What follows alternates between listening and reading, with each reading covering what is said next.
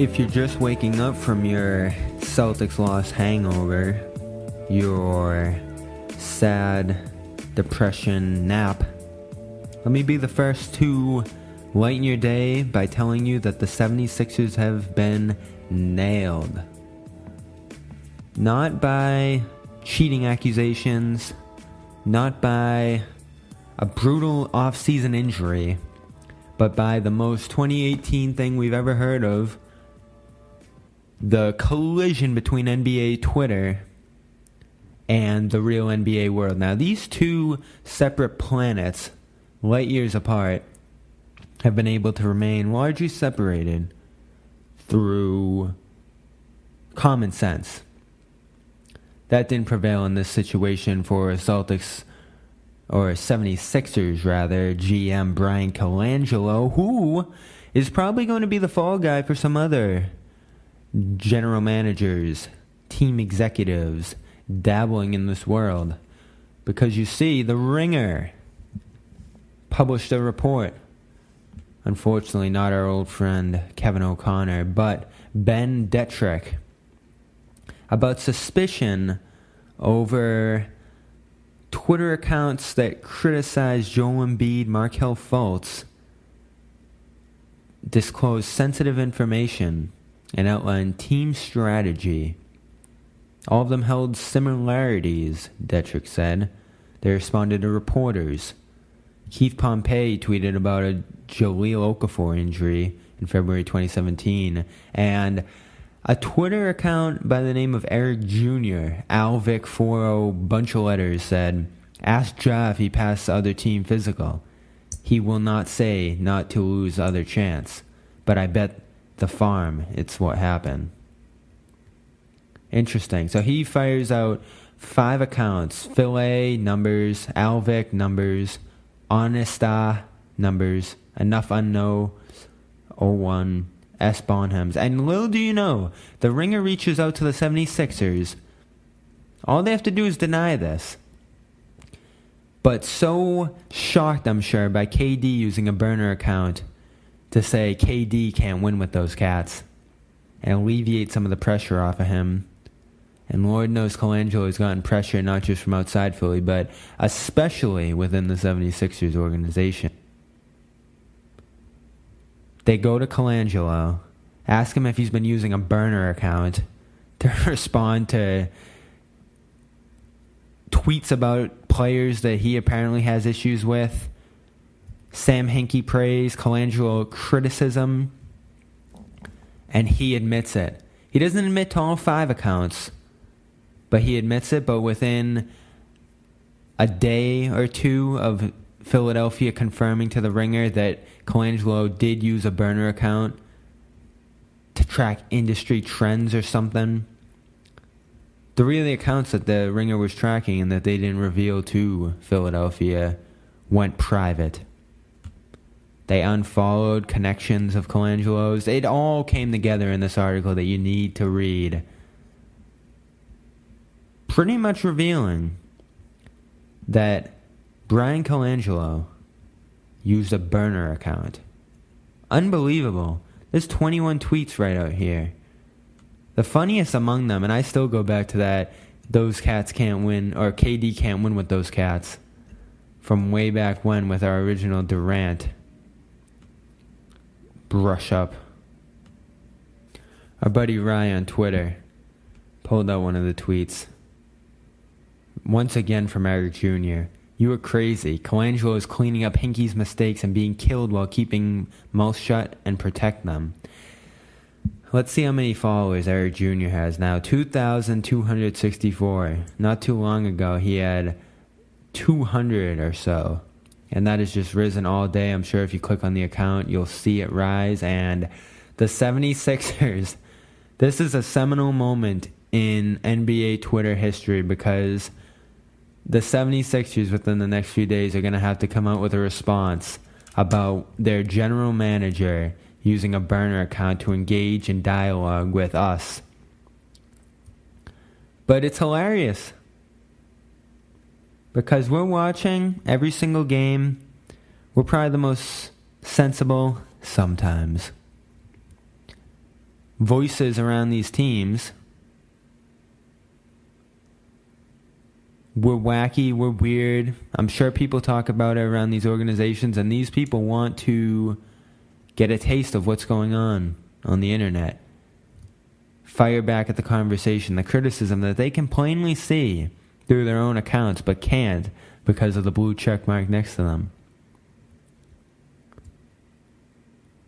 I know people have dabbled in the conspiracy theories that Janos could be a plug from inside the Celtics.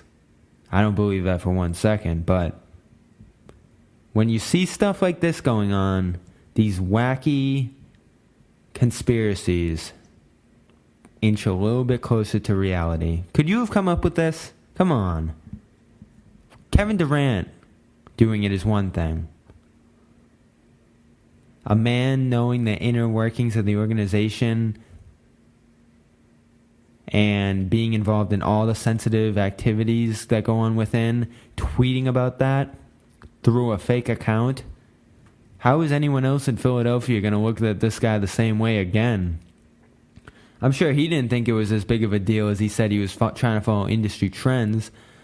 But he has followed people on Twitter. And if he's checking one of those burner accounts tonight, he sees just how big of a deal this is in our world. Another big deal is that the Celtics lost to the Cavaliers and their season is over. So that's what we are really going to talk about tonight with Justin Rowan of Fear the Sword. It's our last conversation with Justin Rowan as the Cavaliers march into a fourth straight NBA Finals series. I'm going to argue tonight that the Celtics lost the Eastern Conference Finals more than LeBron James beat them. Role players got involved. We're going to talk about Jeff Green and how that's become a story. I didn't hear anyone coming into this series talking about how the Green return was going to be at the center of the storylines around this series. But he scored double figures in the last two games, and I have an interesting stat for you regarding him tonight that might give Cleveland a sliver of hope. Probably not in the NBA Finals. But it gave them enough support to get past the Boston Celtics. And this one stings, guys. It's up there with 2010 Finals. It's up there with the 2012 East Finals. Those are probably the two most devastating Celtics moments of my years following the team.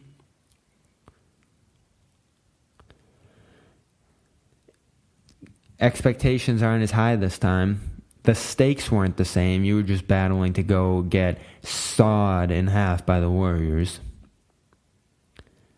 But you don't like to see a team that showed so much promise all year, did so much in this series to build 2-0 and 3-2 leads, completely escape their element in the final moments in a game, and work a one-possession, two-possession game into garbage time within the matter of a minute through horrid decision-making. There's plenty of off-season conversation ahead. There is so much to talk about this week anyway, so we're doing 2 episodes of the Celtics Blog podcast this week. Tonight we're talking to Justin Rowan about the Cavaliers series that was, and then we are moving forward, not backward, because we are on to next year. As you've heard on CelticsBlog.com, on Twitter, the Celtics have a little bit of promise next year, but they have some things to clean up in the offseason first. We aren't going to be as busy with signing regrets and then confirmed signings like we were last summer with Gordon Hayward. But we got a few free agents on the table here in Boston. Those things need to be addressed, and we will do so with our resident luxury tax expert, Sam Sheehan. I'm sure he's going to want to talk about Colangelo. I'll give him a chance. First, I'll give Justin Rowan a chance to explain why he thought the Cavaliers were going to lose this series in 7, and if that was a jinx, to get the result that he did.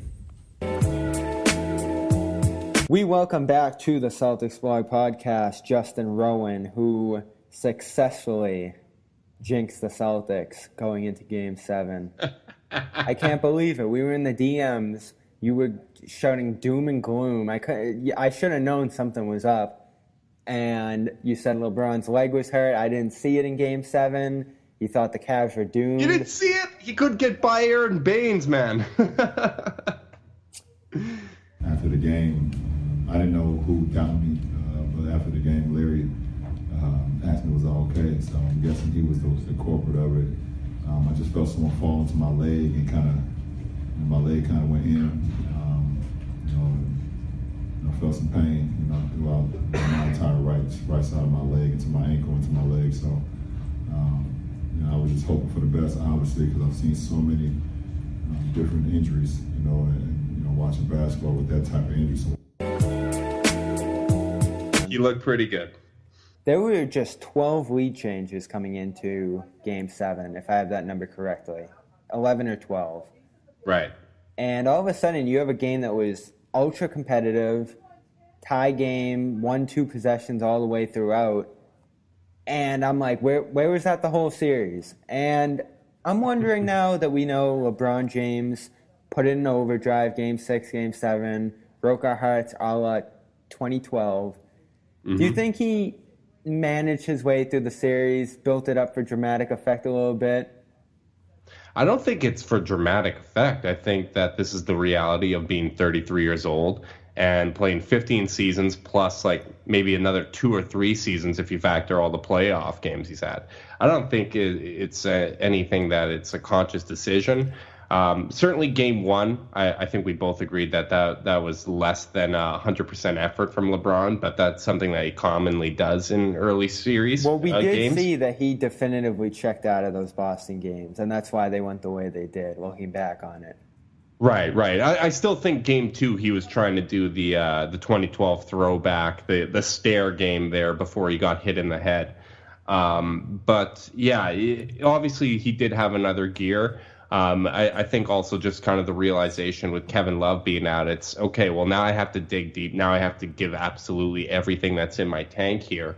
And I mean, we've seen that throughout sports history, right? Like when someone goes down, other guys dig in and they pull something out from within them that you don't always see. And we've saw that with Boston and how they've responded to all these injuries this season. And then obviously you saw it in Game 7 where guys like Jeff Green stepped up. J.R. Smith, who had a bad first half of the game, really dug deep, made some big shots, and came up with a couple big defensive plays. So I don't think it was a conscious effort being like, okay, well, I can just kind of buy my time. I'm going to flip the switch when I need to. I think it was just there was no flippage of the switch for once. No, it was no flipping of the switch. It was just, I'm not ready for my season to end here, and I'm going to go down giving it everything I have. James did some interesting things in this series. We saw him go down with the leg injury, which you really bought stock in. If you hear the conversation around here, myself included, we seem to think there was a little bit of drama spiced up there. No, he was legitimately really hurt. He was limping pretty heavily and received really extensive treatment on that leg. Yeah, the ice. Yeah. Well, okay. The ice is one thing. If actually my co-host on the Chase Down podcast brought this up when he covered a game in Chicago earlier this year. The amount of ice that guy puts on his body after every game is just astronomical. Yeah. Like, we saw that in the locker room after Game 7 or Game 6. It might have been the 2 feet in the water and like the massive bags on both legs. It makes sense. 40 plus minutes, Game 6, Game 7, which is why I look at it and say, brutally hurt. Do you think he's capable of going 46, 48 minutes the next 2 nights after that? That seems a little suspect to me. Well, don't forget, it wasn't going. So yeah, it was 2 nights later. He got hurt towards the end of Game 6. I mean, his knee kind of buckled the wrong way. I know how much that hurts. I'm automatically very sympathetic to knee injuries with the amount that I've had. Yeah. So that might be part of it, where I just look at anything and I compare that to my mere mortal standards. But I don't think it was just for the drama. He likes to pride himself in being able to tough out things. And that was actually a source of tension between him and Kyrie, was that he thought Kyrie didn't tough out injuries enough. But no, he does stay down for longer than he needs to in a game, and I think that is like the Rondo move of, if you can get rest within the course of a game, you stay down, you really draw those out so you can almost get a timeout. But in terms of after the game, I don't think he's walking around with a big whip. He did get a timeout flying in the crowd in the early portions of Game 7, so maybe that mindset doesn't go too far from reality. Right. The game was interesting. And did you legitimately go in thinking Cleveland was going to lose Game 7? Yes, 100%. Stunning. You know how this history goes with him. I know how the history goes, but I was legitimately concerned about how Jeff Green and Tristan Thompson were going to look together, and I think we saw in the first half that the spacing was really, really poor. And that's a problem, because Tristan Thompson had been so effective in the series and Jeff Green had been effective at times, but you just couldn't play them together with LeBron. And I mean, when Boston was up 12 there, that was legitimately a point where it was, okay, the next 2-3 possessions here are going to decide the game. Yeah. Because if that got to 14, 16 points, LeBron wasn't going to have enough in the tank to overcome that deficit and then close out the Celtics. When I was talking to people, and I said I had no confidence really going into that. I said the only scenario where this works out is if they can keep it close throughout the course of the game, and towards the end, hope that Boston's youth starts to finally show, which I think is what ended up happening. It was stunning, the last 6 minutes, 2 minutes. And this was about as devastated as I've been watching the team in quite some time. There were comparisons to 2010 going on, which are a stretch because you're playing for the East here, not a championship. But similar feelings set in where they were in a great position in this game. Up 12, the early start was sensational. When Jayson Tatum hit the early shot from mid-range, the one is LeBron dived by him into the crowd from 3, and they went up 6-0 very fast. It was hard not to feel good about the game, the way the shots were falling, the way the defense was standing firm. And somehow or another, as the game flipped into that period where they were up 12, they could have pushed it to that 15-plus range, as you were just talking about. They went ice cold, and Cleveland was still missing shots, but they just weren't able to get it done themselves on the offensive end. And what stunned me in this game is that they were open shots.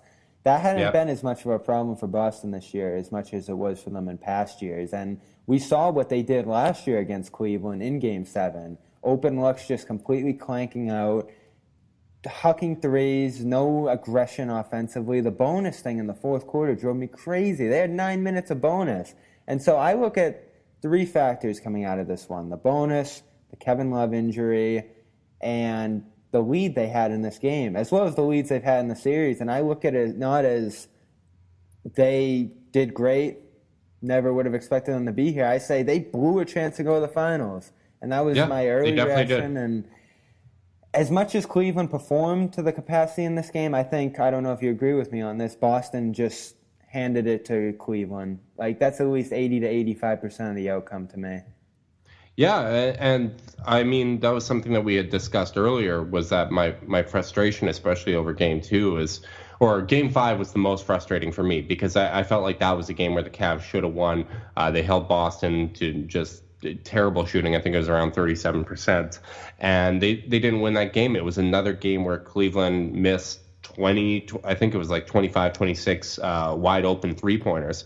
And I can relate to your frustration about missing open shots in the Garden. Yep. But I just felt like that game really eliminated the margin for error for Cleveland, that they weren't going to be able to survive another bad shooting game, because while Boston wasn't exactly able to muster a lot of great offensive performances throughout the series, it was clear that their defense did give the Cavs trouble, and I felt like it really left them susceptible to a situation like what happened in Game 6, where you lose Kevin Love, J.R. Smith gets hurt, LeBron hurts his knee, and obviously it pales in comparison to the grand total of injuries that the Celtics have, but at least when we're talking about the players that were available heading into the series, it's rather significant. We're going to talk about Jeff Green and that Kevin Love situation in just a second, but Throughout the second half, what was going through your mind? Because it still was that single possession, two possession game, even though Cleveland seemed to shift into the driver's seat at that point with that small marginal lead. And it really took a turn, I think, at the Rozier block. That was right around the tie game area. Smart stripped LeBron right after that and got Boston right back in it. So the door was still wide open there. But that block, I don't know, maybe that set the tentativeness into Boston for the rest of the night. It was a foul. It was so clearly a foul. And the way they kept showing it over and over again after, blind eye to the complete smack of the hand. And the way they just showed over and over again. But wasn't that after the ball? Wasn't that after the ball, though? No, I don't think he touched the ball at all. If you smack the ball goes flying in the other direction. The ball just kind of like flew off to the side after it. So I guess they're not going to make a call like that in a game like that, but the hand is the extension of the ball. The shooting hand is the extension of the ball. Is that your take on the play? Well, no, it grazed the hand, and it grazed the ball, and then he made contact with the hand. I did see him make contact with the hand, but I think that wasn't a call. I do think, actually, I know all your Boston listeners are going to disagree with this, but I think Cleveland got a pretty tough whistle in that game, especially in the first half. I was the smart charge take. I'll give you that one. Yeah, the smart charge, and there was a few other ones where I didn't feel like it was one-sided officiating. I just felt like there was inconsistency where a lot of physical play was being allowed. There was a lot of reaching and grabbing, and then when it would go down on the other end, you wouldn't see that be the case. And I actually get the frustration that Jayson Tatum would have because they were really allowing him to reach in and be physical on those post-ups and grab and pull a little bit. A lot of the time, but then other times it would be called as a foul. Yeah. So I think that he was fouling LeBron routinely, but if you're going to allow that earlier on, you have to continue allowing it. And I don't think that played as big of a role in the outcome as the horrid 2-minute management did. The shot checking was just out of this world with the bonus. Not being able they to lost get their composure. Again in that they weren't playing Celtics basketball. It was stunning to watch. And the way it just got so far out of hand, the transition runs, the George Hill run right after a bad miss, the LeBron one that really sealed it when Morris pulled him from behind, it became garbage time in a game that was a tie game just a minute ago. And that's what really hit me to the core of this one. It was a complete choke job in the final 2 minutes, and I think everybody has some role to play in that, from the sideline, the coach, to all the players on the floor, and especially Al Horford, who had 14 points in the first half and completely disappeared in the second half. And this time, you love the Tristan Thompson theories. The numbers line up. I actually have them right here, the per 36 one that someone posted, Ben Dowsett, with Tristan Thompson on 33% field goal for Horford, minus 6.2 rating, with Thompson off, 67% split, 44% outside, 23 net rating, which is just a stunning split. But was it as simple as Thompson giving him fits, especially in Game 7? Because I don't think so. I think it's a big part of it. And it's not necessarily just Tristan Thompson defending him one-on-one, because a lot of the times Jeff Green or LeBron would be switched on to Al Horford. But it's having Tristan Thompson there to provide that help defense, to be there if they do switch beyond that. Whereas if Kevin Love is out there, they're just more susceptible to Horford getting into the paint, getting deep post position, finishing his hook shots. Whereas Thompson really does have the strength to body him. And you saw that stretch where Larry Nance was in the game. That was the worst stretch that the Cavs had. He just didn't have the strength to deal with Al Horford.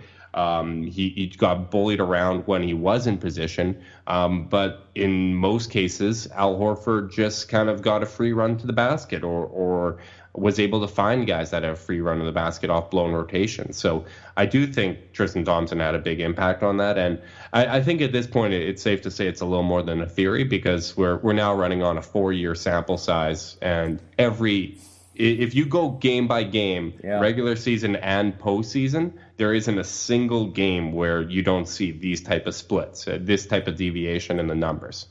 There was a swing back earlier in the series, though, the 8-10 game. He had success in the series with Thompson out there, and it ultimately just over the course regressed to the mean, I guess, which is where it. Well, no, like even if you look at each of the individual games, like even in game 1 and 2. The at least the team numbers and all that were dramatically different with Thompson sharing the floor with Al Horford. But no, as I said, it's not about what Al Horford can do individually against Tristan Thompson or what Tristan Thompson does individually against Al Horford. Al Horford, and we discussed this earlier, he is going to make the right decision almost all the time. So if you have somebody like Tristan Thompson that has length, that can defend him on all 3 levels, you can bait him into being a little bit passive because he's going to make those right reads. He's going to get it to other guys. But if it's Kyrie so hard Irving, to get him on the ball, too. And I don't know why they struggled so much doing that, because he is a player who you can have bring the ball up the floor, and they just refuse to do it all series, which I think isn't playing one of your cards, which in this sense, where the Celtics were coming into this, is a huge mistake. Right. But I really don't get with people saying that should be an indictment on Al Horford, though, because it's almost an issue with team construction in terms of who's currently available. If you have Gordon Hayward and Kyrie Irving out there, those guys can be your offensive hubs, and you can have Al Horford just making the right decisions and playing within the flow of the offense. He isn't a takeover guy in every single matchup. He certainly can be. You saw how he exposed Joel Embiid, which Joel Embiid's a better defensive player over the course of a regular season than Tristan Thompson, but Thompson just has that unique mobility, that unique length and strength, as well as the knowledge and experience. Like, Thompson is a very smart player. He's been through these battles. He knows how to play against Al Horford, while Embiid is still kind of learning some of those NBA tricks. So it shouldn't be an indictment on Al Horford that he struggled with Thompson out there. But that was just one of the reasons why early in the series and when we recorded down 0-2, why I said that has to be the adjustment, that Tristan Thompson has to be a consistent factor in the series. Whereas now if you're looking towards the NBA Finals, I don't think Thompson has as much of a role. Yeah, a lot of guys aren't going to, I'd imagine. We'll get to the finals right before this ends, but since it does seem to be a bit of a formality or whatever it's called. Formality. That's the word I'm looking for. Formality. There you go. It's hard to find words on this show. But we'll talk about that in the end, since it is going to be such a formality of the season. In fact, I think we've seen the most interesting series already. Jeff Green is headed to the NBA Finals, though, along with former Celtics John Holland and Kendrick Perkins, which is fun. And Ante Zizic. Yes. Don't forget Big Z. Okay, thank you. I didn't have him on the list, which says something. But Jeff Green did play a role in the outcome of this series. Not as big a one as people want to illustrate. And I think it's funny that there's so many Jeff Green, former Celtic, comeback story articles out there now, because people didn't play that up coming into this series. You barely even heard announcers saying this was a former Celtic coming in. Maybe it just had to do with what his role was expected to be in this series. But looking back on it now, their playoff run so far, he has the most points per possession in transition on the Cavs. And that was where his impact was most evident to me in Game 7. As the Celtics got wild, left those loose balls off shots out there, Green was able to leak out into the opening court and catch those outlet passes from LeBron. And it was only 14 points. He shot horrible from 3. The 2 big ones he made were substantial. But his biggest plays were in transition to me. So, big time. What did you expect from Jeff Green coming into this year, and has he exceeded your expectations? I warmed up to Jeff Green early on this season. He actually made a really big difference for the first half of the season. I don't know if the Cavs would have been in as good of a position as they ended up being in without him being there, which isn't saying a lot because obviously the regular season was very underwhelming. But especially early on, Jeff Green had kind of toned down his game where he wasn't doing a lot of isolation basketball. He was getting his baskets off-ball movement, cuts to the basket, out in transition, and that was really effective. There was a stretch after the All-Star break where he was kind of playing a little iso ball and a little classic Jeff Green. But when he's playing smart and doing what he does well, he can be really effective. And if you're talking about a guy that's on a vet minimum contract, It's just been terrific value for the Cavs this year, and you shouldn't be in a position where you have to rely on those guys. But on multiple occasions this year when they've needed to count on him, he's come up in a big way. He has. And I had mentioned to you, half jokingly, the Cavaliers being better without Love, but things did seem to open up for them a little bit in those last 2 games. I don't know if it wasn't as many defensive mishaps for them that he's obviously a part of a substantial amount of time, or just a smaller lineup that LeBron might have felt more in his element with. Because you didn't see a lot of Thompson in Game 6 in that overwhelming victory. They went back to Thompson a lot in Game 7, but for the most part, they were running that LeBron and run lineup that took... And Larry Nance had a much better game as well. Took Cavaliers just on the fly, which we didn't get to talk about Game 6 too much. But is there any credence to that? Do you think that's going to change how things go for the Cavs moving forward? No, there is absolutely none. I mean, if you're looking at... So Boston's played poorly on the road throughout the playoffs, and I think that was a lot of it in Game 6. The Cavs went to that smaller lineup, and it worked fine. As I said, they reduced the minutes with Jeff Green and Tristan Thompson in that game, and that worked out well. But if you look at Game 7, that was by no stretch of the imagination a good game for the Cavaliers. Yeah. The spacing really hurt their ability to get into their offense. LeBron wasn't able to get to the rim, which some of that had to do with spacing. Some of that had to do with the knee that you're skeptical about. But I don't know. The ice was on the middle section of the leg, so it's somewhere on there. But it all factors in. And then on the other hand, you have Boston, which got 11 offensive rebounds in that game. And the Cavs struggled to rebound throughout that game, which isn't typically an issue with them, especially in lineups where they're playing Thompson and Love. So I think he would have helped in a big way there. The funny thing with Kevin Love is he doesn't really need to put up big stats to put up big impact in the game. And there were times where he's been very big for the team, getting those 20-10 games in the playoffs. But then there's other games where you just have to at least account for him. And Jeff Green, I mean, he got, as you said, he didn't hit a lot of his threes, but he got a lot of open looks because the Celtics were completely ignoring him offensively. There were a lot of doubles at LeBron that got him open looks, I saw. Right, and they were able to send a second and sometimes even a third defender at LeBron at times. Which you wouldn't be able to do if Kevin Love's out there, or at least the threat of Kevin Love is there on the perimeter. So, they are not a better team with Jeff Green. I hear you talk about him that way, though. And are we in the situation where Love, the former superstar, 25 and 14 player, has just become a floor stretcher for this team? A really good floor stretcher, one of the best in the game, maybe.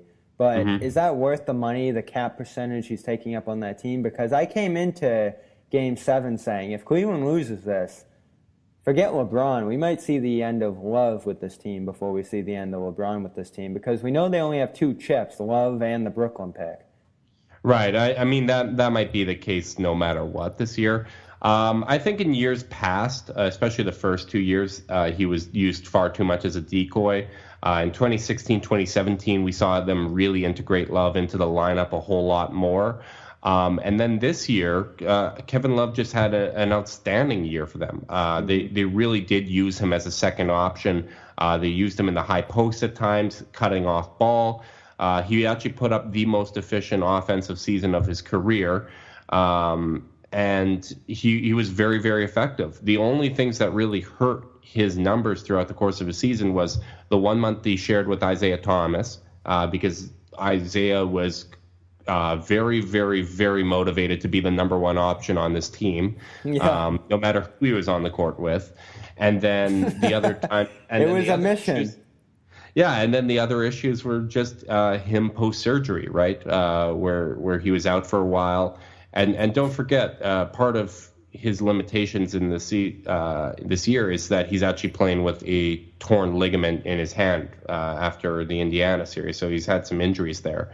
So when I'm talking about the threat that he brings when he's just on the court, and even if he's not playing well offensively, I'm just kind of referring to the impact that he has when on the court.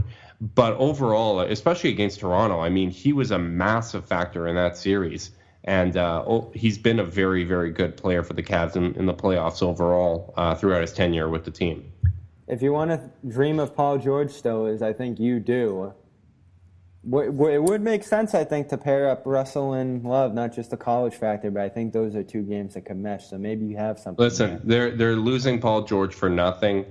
They can have the Brooklyn pick. They can have JR. They can have Steady if it takes that. But yeah, I'm sure they're loving the thought of JR.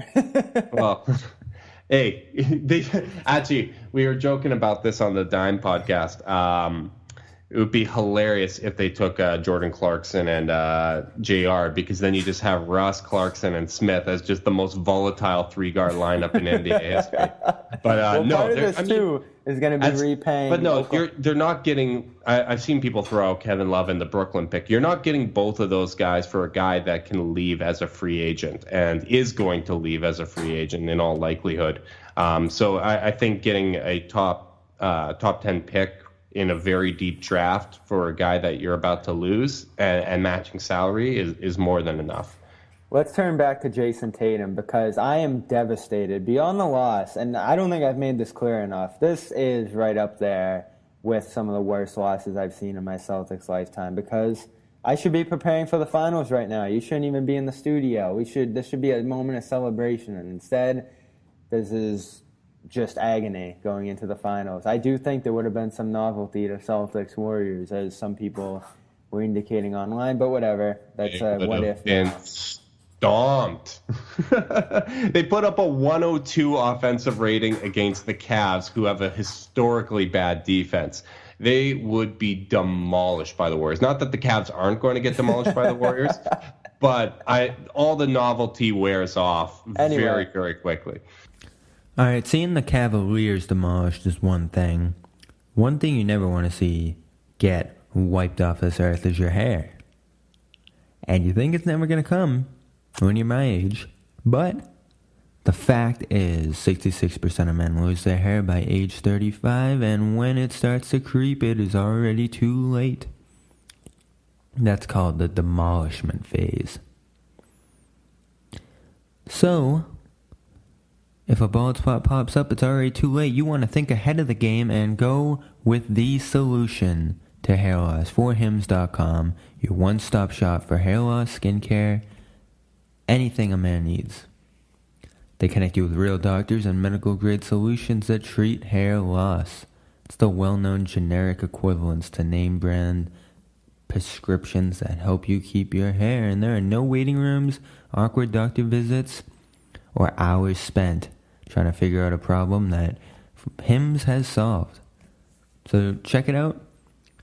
Celtics Blog Podcast listeners get a trial month of Hims for just $5 today.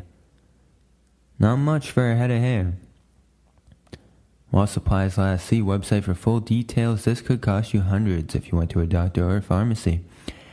Go to forhims.com, forhims.com/CB, as in Celtics blog. forhims.com/CB. I could have at least used a classic Tatum-LeBron duel, which it looked like we were heading toward for periods of the game. I thought they were going to be going point total for point total all night long, just like Pierce and LeBron did back in the day. Should have known that's not how the offense works, which is a conversation for another day and how that's going to work next season. But you famously compared Tatum to Harris, which I still won't let you get over. But yeah, I don't think that's an insult, but yeah, continue. Are you concerned if LeBron's sticking in Cleveland going forward that Tatum's going to become a force that just overtakes the East? What are your thoughts about him coming out of this series? Of course. I mean, the guy's a star. Like, he's a star in the making. And I reverse course on the Tatum thing. I don't think that the Tobias Harris thing is necessarily an insult. Do you have a new comparison for him that will make me happier? Do you have a new comparison for him now coming out of this series? I would say Carmelo Anthony with defense and a sense of team basketball, because his footwork is gorgeous, and I think that footwork really, really is an encouraging sign if you're talking about whether or not he's going to be able to tighten up his handle, how his game is going to grow. When you have that solid foundation, you're just going to become a dynamic scorer. But, I mean, again, Tobias Harris shot 47% from the floor, 41% from three, and 19 points per game this year. I think he's a pretty damn good player. But I just didn't think that Jayson Tatum was going to have that consistent three-point shot, at least this early in his career. And he had the range. He has, as I said, great footwork. His body control and that core strength is really impressive as well. The way that he's able to navigate in the air, line up, square up his shoulders. I mean, he's everything that you'd want in a scorer. And yeah, I think he's going to absolutely be a force in the league. I caught some flack for this on Twitter, but I do think this loss is going to have some silver lining for him and Brown, especially the way he played in Game 7. Because those two guys, I think, are going to be fired up by the way this series went. It's going to add some extra inspiration. Maybe a whooping from Golden State would have done the same thing. But I'm very excited to see what these guys look like with new elements added to their game. Because I think in this series, more than any, the fact that they weren't able to create for themselves substantially, especially in Brown's case, hurt the Celtics a lot because those two guys needed way more shots the way they were producing. Tatum especially in Game 7, but the nature of their offense and who was on the ball most of the time prevented that from happening. And that was another reason they lost Game 7. I don't think there's any way they could have changed the fact that they didn't get Tatum enough shots just because of how they play, but he only had 2 or 3 stretches where he was just giving it to Cleveland. And my Lord, that dunk on LeBron. I think that is the worst LeBron's ever been got without it being at a Nike camp with deleted footage.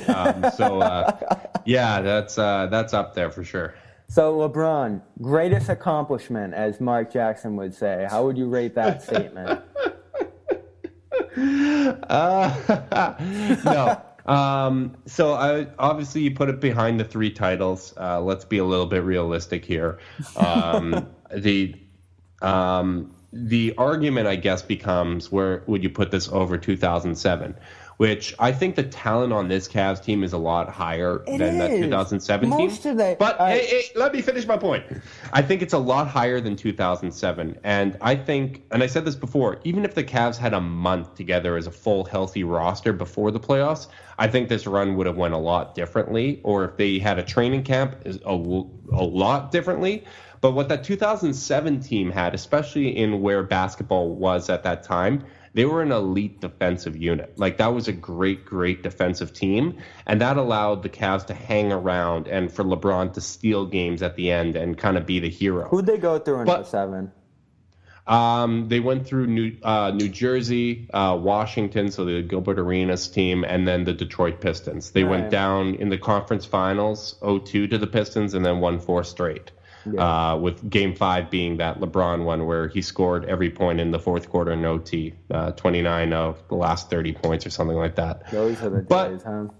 But with all that being said, with that 07 team probably being a better complete team, a great defensive team, that was 22 years old LeBron. And that LeBron, as great as he performed there, isn't as smart and as seasoned and as composed as this LeBron, the three-point shot. So for that reason, him completing that at that young of an age, as 8 or 9 months older than like Jaylen Brown right now, I still put 2007 over this run. But I do think it's incredibly impressive what LeBron has done in this postseason. But people need to calm down. They beat the greatest regular season team of all time in 2016. That Spurs team that he beat, which, I mean, that margin was very, very thin. But that's what happens when you beat a historically great team. Like, that Spurs team is still one of the best basketball teams I've ever seen. That the 2013 and 2014 Spurs were just unbelievable. So I think that needs to get credit. Even the Thunder team, I mean, the Heat were a big underdog going into that series from a betting standpoint, and beating that team was impressive. So I think people need to slow down just a little bit. I don't think the East was strong enough this year to really lump that praise on his shoulders. And it was a slightly tough road. You run into the 1 seed, even though they're Toronto. You don't have home court in that series, or the conference finals, where you're going up against a 10-0 home team who Oh, can yeah, line it up was definitely a defensively. tough season. It was definitely Even the first round. This is a tough first round across the board in the East. I'm just saying, I think there's this thing where you can't say one of. If you say one of, it dilutes your take. You have to say this is the greatest LeBron run, and that's what's going to catch the headlines. We have to gas back. We have to give hot takes all the time. Like that's the society we live in, and it's absurd. But yeah, I mean, you can't say one of. But yes, it was a tougher run than normal. I mean, Indiana struggling against them in the first round. If you're the 1 seed, that's the type of team you normally see in the second round. So they put themselves in a tough position right off the bat, and they obviously did really good against Toronto. I have a feeling that the playoff series is going to look kind of the same, where you got a 7-game, a 4-game, a 7-game, and then a 4-game in the NBA Finals. But I just don't think that that's going the Cavs' way. So let's skip over the NBA Finals then. Call it a sweep. And then going forward into the future, what do you suppose is next for the Eastern Conference? Are you in the boat, like a lot of Celtics fans are, that next year it's our year? You're going to have the 5-man death lineup. You're going to have some depth on top of that. You're going to have the coaching. And this is Boston's conference next year. Let's say LeBron stays in Cleveland. They make their Paul George move, as you would like them to do, and they retain Love. Do you think Boston still definitively has the leg up on them as an NBA Finals team next year? Because I do. I think you have the defensive versatility plus the offensive boost that they really needed this year. Even with Kyrie, this team was middle of the pack on offense, which is a big question going into next year. So how do you see the East shaking out next year? I do think that Boston should be favored next year, assuming that everyone gets healthy. One thing I'm going to caution you guys, and you're entering that contender stage of you went through the rebuild, the quick rebuild. You're now a contender. Speaking as someone that rooted for one for 4 years, keep your regular season expectations low, especially with Kyrie and Gordon coming back. I remember 2015, 2016, Kyrie, who came into the league being like a 47, 40, and 90 guy. He struggled with his jumper coming off that knee surgery almost all season, and then kicked it back into high gear coming into the playoffs. I think there's a very realistic chance that both he and Hayward kind of struggle a little bit in the regular season. They're trying to get their legs back under them. They're trying to get into game shape. But by the time that the playoffs roll around, this should be a fully operational machine. They have a ton of talent. It just comes down to personality management because, as you said, you got 2 young guys that played a pivotal role in these playoffs that are going to need to be asked to take a step back. Now, I think Jaylen Brown is actually going to benefit playing more off ball. I don't think he's a great on ball player yet. And playing off of Kyrie, off of Tatum, off of Hayward and Horford is going to benefit him as he's cutting and slashing to the basket. I think you have to keep Tatum's usage up, and he's probably going to eat some of that from Hayward. But I think that they all have kind of the right mentality there. It's just going to come down to managing personalities, and Kyrie's obviously the big one there, especially with him going into a contract year. He's going to want to prove himself. He's got that kind of Mamba mentality, and I think him really wanting to be the face of a franchise is going to be something that Boston, Danny Ainge, and Brad Stevens really need to manage and keep a close eye on. The caution I would still urge is how Hayward looks coming back. I'm fairly confident in Irving getting back to that next level. I don't think that was as substantial of a knee surgery as it was in 2016 off the initial injury. No, Hayward, but there'll be an early season slump in all likelihood. Hayward, I want to see it because they spoke to Danny Ainge in the exit interviews. They're saying he's just getting back to the courts, one-on-ones, he's brushing off the questions. Maybe it was over-optimistic, but people thought this guy was going to play in March, April. If they get to the conference finals, certainly. If they get to the NBA finals, without a doubt. But they shut all that out. Maybe I have an abundance of caution, but I look at how the comeback's going. And I don't want to say this directly without knowledge of the situation, but I do feel like they're probably just a bit behind schedule on that. And I think it still speaks to the fact that we still aren't right away. It could have been a career-ending injury. It went just in the right direction. So now we're in an area where I'm like, let's see it. I want to see how he looks. I want to see what he's capable of doing coming back from it. And if not, there's a lot more pressure on Brown and Tatum to progress even more quickly, especially with what's coming up with Irving with a free agency. So I don't think next year definitively is the perfect storm yet. I want to see it. But I feel very good about it. There's not many losses of this caliber in the conference finals you can come out of and say, I'm feeling A-okay about next year. And this team doesn't have to change all that much. Cleveland, there's a much harder road. So Justin Rowan, it was great talking to you all series, Rowan. I think this was a good little thing we set up here. I'm glad it happened. It feels like these two teams are always connected at the hip. So until next year, my friend. Yeah, thank you so much for having me, man. Don't forget about us when LeBron leaves. I'm still going to be getting jokes off. I know people think that I need to have a good team in order to do that, but they did not know me in those bad years, because man, do I get my jokes off in a bad year, because there are no consequences, there are no expectations, and I'm going to keep letting them fly. So thank you so much for having me. I do laugh at the thought of Love and Smith leading the offense next year alongside. Oh no, they would be gone. Kevin, if LeBron leaves, it is going to be an absolute full-on teardown. Kevin Love's going to be flipped for picks. And I'm going to fly to Winnipeg, to Cleveland with a baseball bat if they don't get rid of guys, because I want them to tank for RJ Barrett. Are you kidding me? His first name is Rowan, man. Come on. I want the best Canadian prospect in the history of the country to be on the Cavs. So let's get it going. That is Justin Rowan at CavsAnada at fearthesword.com. If there's anything to write about in the NBA Finals, I'm sure they will. So go check that out, and that is our show for today. Next, we're talking to Sam Sheehan, getting locked in on the Celtics. It's time for the off-season, guys, which is a fun time most of the time. And we need to chop the numbers. We need to see what this team's capable of doing, and there's only one man capable for the job, and it's Sam Sheehan. We're going to talk to him on the next episode, so don't miss it.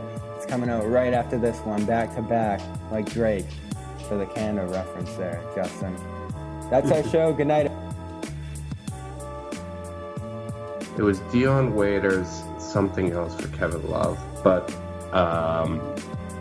no, they were trading Dion, I think, to Boston for their pick, but then when Marcus, and it was going to be flipped. There's a lot of really bad what-if Celtics trades. Yeah, so what happened was they had a deal in line with Boston. They were going to flip that pick for Kevin Love, but what happened was Marcus Smart fell in the draft, and Boston didn't expect it, so they wanted Marcus Smart. One of the great what-ifs ever, too.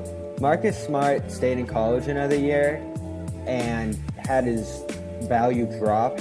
He would have been the number one pick, I believe, the year before, which was the... He was, at least on early mocks, yeah, he was. Wait, what draft year was that, the one he skipped out on? The Anthony Bennett. Oh. So now, how about that for a what if? The Cavaliers could have had Marcus Smart. Isn't that something? Well, they really wanted Nerlens Noel, and then Anthony Bennett was like the number 2 big on everybody's board after Noel got hurt. Yeah. He just wasn't projected that high. I know a lot of people thought Washington was going to take him. I was really big on getting Otto Porter in that draft, but the Cavs just weren't drafting small forwards over those 4 years because they were hoping LeBron came back. Man, draft what-ifs are so fun. I'm really glad. I forgot that it was Boston, that it was the Dion thing. That's right. I had a good buddy of mine, the one that was telling me that basically the LeBron thing was done that summer, and I had a lot of good information. But he was telling me that's what was kind of in place, was that Boston was willing to trade that pick for Dion, but then Smart fell.